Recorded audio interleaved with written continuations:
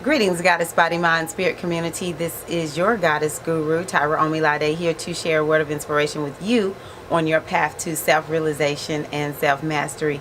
Today is May 19th, 2018, and I am in beautiful Fort Mitchell, Alabama. Yeah, you probably never have heard of it, because I didn't, until my brother and his beautiful family moved here.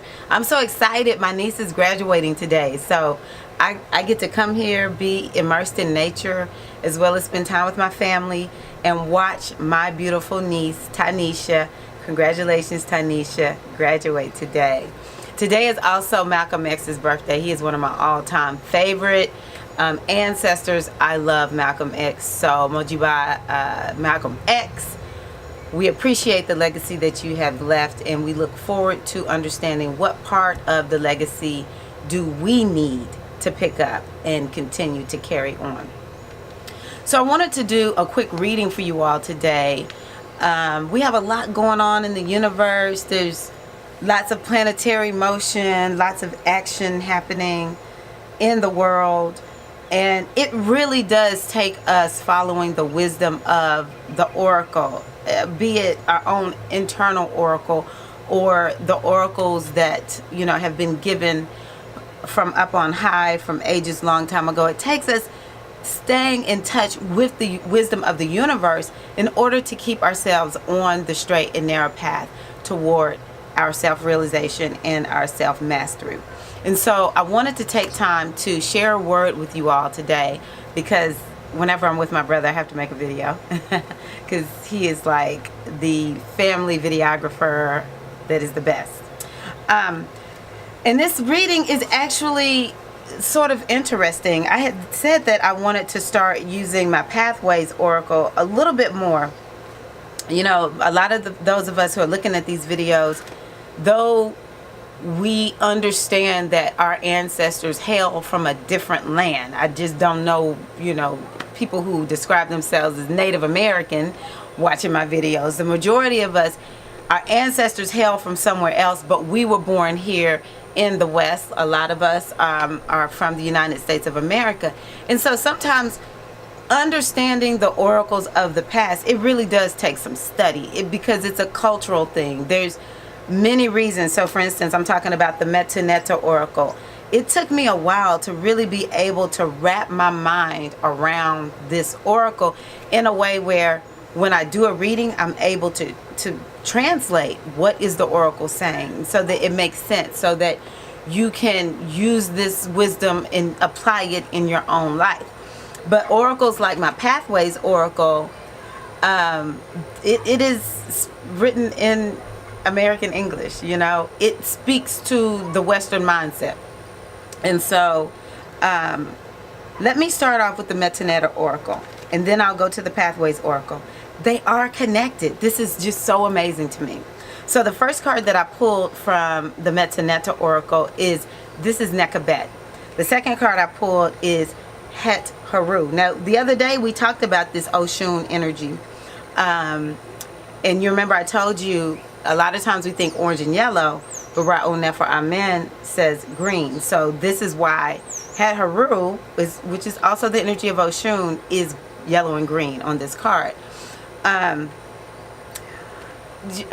So the Nekhbet energy spoke first. This is about we need to understand that we are psychic sponges, that our energy is picking up on so much that's going around. Ever since Uranus moved into Taurus, I've noticed I feel nervous. So this is like that kind of energy. You're feeling the energy, you're feeling some kind of way, you're feeling the energy coming off of other people. So for instance, a lot of times if you go into a place where there's a lot of people, with this energy speaking, it's literally, you can feel the energy of every person standing in the room, and you just take it all in.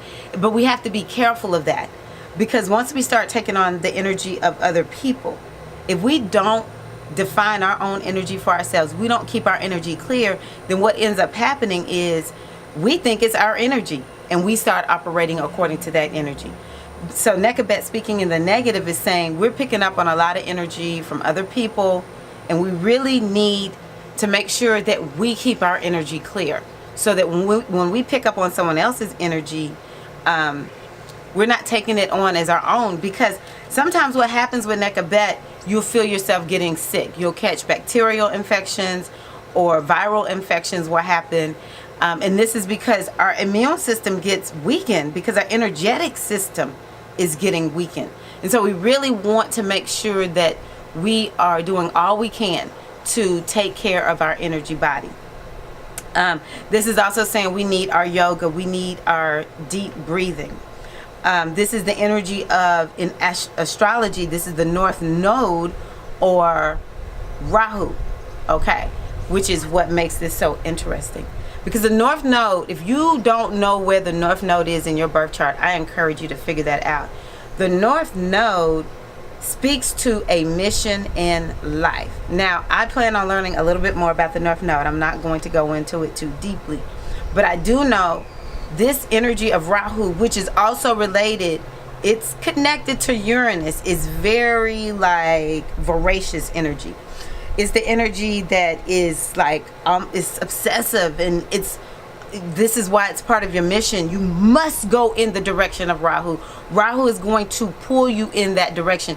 Rahu is so important that there is an astrologer, a well-renowned Vedic astrologer, Ernest Wilhelm, who has turned his astrology practice into only healing the north and south nodes. So this node business is important, okay?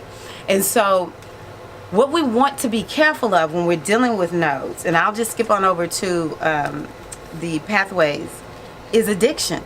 We all need to face our addictions. What are we addicted to? Are we addicted to a person? Are we addicted to an emotion? Are we addicted to an activity or a substance of some sort? So we want to face and really get in touch with our addictions, because our addictions are actually on one level, they're causing us to slip, trip, and fall. They're causing us to stay stuck in our stumble. But, you know, Rahu is not about staying stuck in your stumble. You don't need to stay stuck in your stumble with Rahu. When it comes to your mission in life, you need to be working, moving forward. You need to have an unstoppable attitude. And so our addictions are a way for us to sit down on our destiny. And so we want to make sure that we address those addictions. The thing about Rahu energy, especially as it's related to addictions, is it can be very subtle. It's about what isn't seen. It's about it's more about energy. And so this is another reason we have to be careful of the people that we're hanging out with. Are they driving us into addiction? Are the things that we are doing, is that driving us into our addiction? So we really want to make sure that we understand this is very subtle energy. It's unseen energy. I read a book one time, and I've mentioned this before, where it talked about this man was from the other side. He had died, and he had the ability to write through a woman who was still in physical form and describe what was going on the other side. And he described how one man, he witnessed how these addictions work when it's these entities that attach to people. These people have a low spiritual immunity. These entities attach to them. And it is that which was driving this one man in particular, his alcoholism, for instance. And so, you know, we really want to be clear in our energy. We want to do what it takes to keep our energy bodies clear. To keep our spiritual immunity higher, so that we can do what we need to do to keep ourselves safe from, you know, these energies that seek to, I typically am sort of like, there's really no bad or good. I see things as beneficial, not beneficial, things that move us towards our destiny or away from our destiny. So when I think evil, it's an expression of reality. And so they're not so much evil, but they're doing what they can to ensure their survival. And our life force energy, and this is what Nekabet speaks to. It speaks to our life force energy. If we are not staying on top of keeping our life force energy in check and really keeping it, being aware of it, then we make ourselves susceptible to setting up a relationship, whether people really want to believe it or not, with some unseen entity. We may not even know it's there. We just know it drives us. You know, it's like, why you gotta have this? It's like these little cartoon things I see sometimes. I don't want it.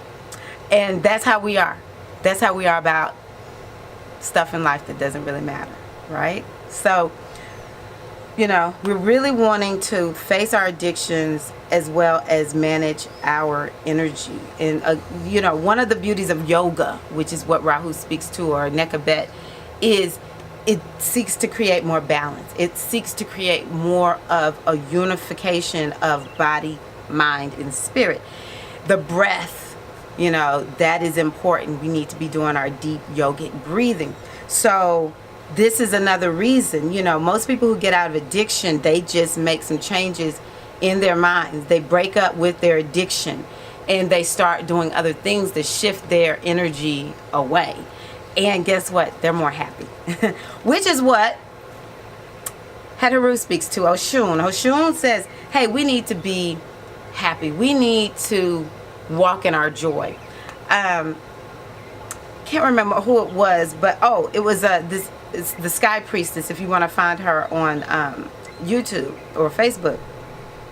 She talked about joy being an act of rebellion. You know, though the times get rough, I will still walk in my joy. Because when we don't walk in our joy, essentially what ends up happening is it shifts us in a place where we can't manifest. It shifts us to a place where we're not thinking about what is it that I want to achieve in life. What is it that I desire in my life, and actually getting up and having the faith and the optimism and the belief that I can actually do it. And so joy as an act of rebellion, to me, that's revolutionary. You know, and this is about Uranus moving into Taurus. Be joyful, even when it seems like you should not be joyful. And that keeps you in an energetic place that perhaps could keep your spiritual immunity high and lead you to a path where, you know, addiction is not a happy place. I've never met a person that said, you know what, I feel very joy-filled in my addiction. Most people with addictions seem like the walking dead. All right? So you want to get out of your addiction, start finding joy. Where do we find joy? We find joy in doing things that we enjoy doing, that we like doing, our interests, our hobbies. Look at your 5th house on your birth chart. What's going on there? That will tell you to a certain degree what really inspires you. What is the best way for you to manifest yourself creatively? So we have had a root. She's saying y'all aren't happy. You're not joyful. And the law of attraction says, energetically, whatever you are, going back to that Nekabet, is working with your energy. Whatever you are energetically, that is what you will attract to yourself. So we want to make sure that we are managing our joy, because if we don't, we may find out that we're creating what we don't want in our lives. Another thing about this energy, when we think about Venus, the planet, is about relationships. And so one of the things that we need to do in order to manifest more of Oshun, more happiness, more joy, more creativity, is to have real connections. You know, I think, and I was talking to a friend the other day, part of our issue is we don't have real connections. You don't have real connection with other humans, with animals. You know, like my brother and his family have a new puppy. This dog is making everybody, except for my sister-in-law, happy. But she tripping. She called the dog baby today. Where's the baby? And so, you know, pets are real. This is a real thing. So making that connection with other people, and, you know, making that connection with trees, with grass, with the earth, going and making a connection with the ocean or the river or a creek, you know, sitting by a lake or a pond. We need to be more connected, is what Oshun is saying. And this is why I just get so amazed when I use different oracles, but they give us the same information, essentially. Just spells it out a different way. For me, it helps to give depth to the readings. And so We all need to seek a deeper connection. But I will say this, the ultimate connection is with you and your own higher spiritual nature. The more you have a connection deep within yourself with your own self, the more you will feel connected to everyone around us. What I have come to accept as truth is that there is only one great divine consciousness, and we are all reflections and emanations of this great divine consciousness. You know, you are the great divine consciousness. I am the great divine consciousness. And the more we see ourselves as one and connected in that way, the better this world is going to be. But it starts with you having your own connection within yourself, going into that meditation and experiencing the great divine consciousness. When we come out of those meditations, we've experienced that place of transcendence.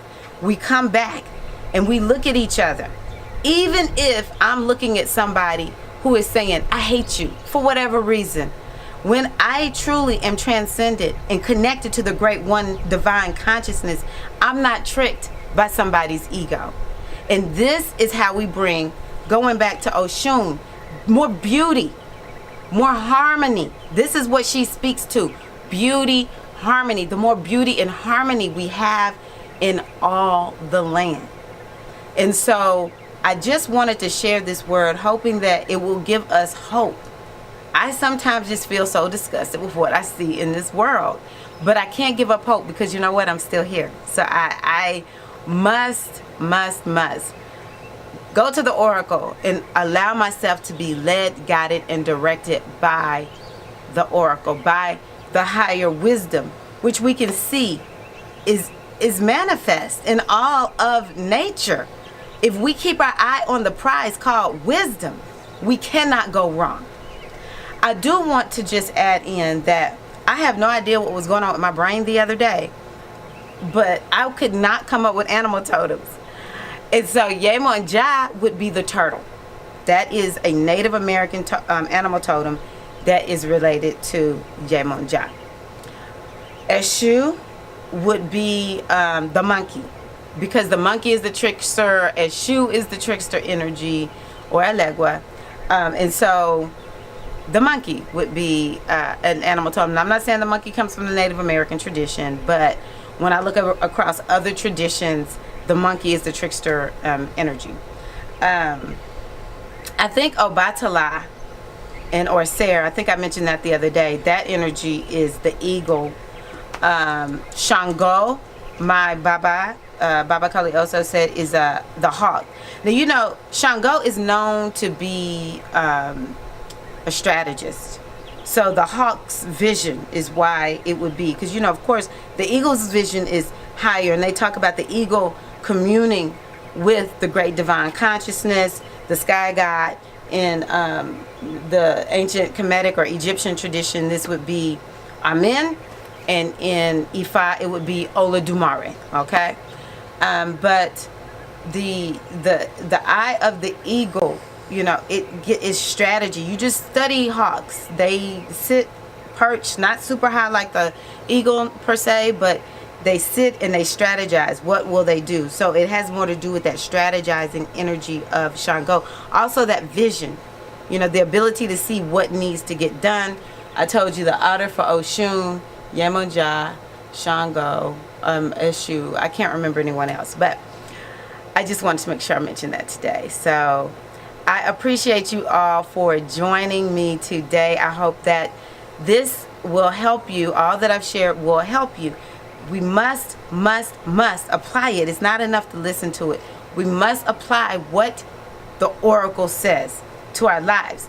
And I believe that we should be spiritual scientists. Don't just take my word for it.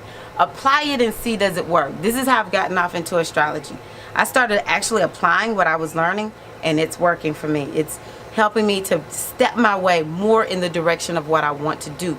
When I find myself sort of feeling like I'm slip, tripping, and falling, the astrology as well as the oracle, it gives me a roadmap to keep myself from getting too far to the left or right or of my destiny. Please like the video, share the video, If you need divination, you can go to goddessbodymindspirit.com. That's where I do my readings. That's my website. You can learn more about the goddess energy there also. And I wish you all a happy rest of the day and week. I'll see you in the next video. Peace.